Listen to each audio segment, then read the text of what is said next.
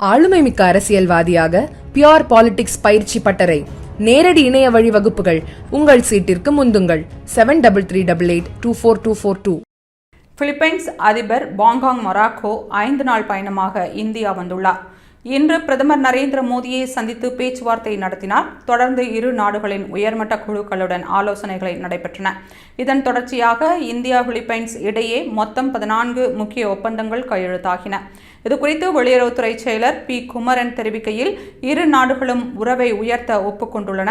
அரசியல், பாதுகாப்பு, கடல்சார் ஒத்துழைப்பு, வர்த்தகம், முதலீடு, சுகாதாரம், அறிவியல், தொழில்நுட்பம், விண்வெளி, டிஜிட்டல், பொருளாதாரம், நிதி, தொழில்நுட்பம், கலாச்சாரம், சுற்றுலா உள்ளிட்ட பல துறைகளில் பரஸ்பர ஒத்துழைப்பை அதிகரிக்க தீர்மானிக்கப்பட்டுள்ளது.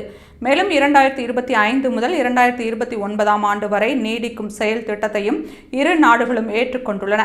கையெழுத்தான 14 ஒப்பந்தங்களில் முக்கியமானவை குற்றவியல் விஷயங்களில் பரஸ்பர சட்ட உதவி, குற்றவாளிகளை ஒப்படைத்தல், இராணுவம், விமானப்படை, கடற்படை, கடலோர காவல்படை ஒத்துழைப்பு உள்ளிட்டவை அடங்கும்.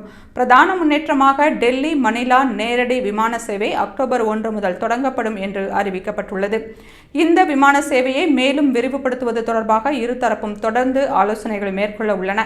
இந்த சந்திப்பு இந்தியா பிலிப்பைன்ஸ் உறவை வலுப்படுத்தும் முக்கிய முன்னேற்றமாக பார்க்கப்படுகிறது. பொருளாதாரம் முதல் பாதுகாப்பு வரை பல துறைகளில் ஒத்துழைப்பை மேம்படுத்த இரு நாடுகளும் உறுதி தெரிவித்துள்ளன.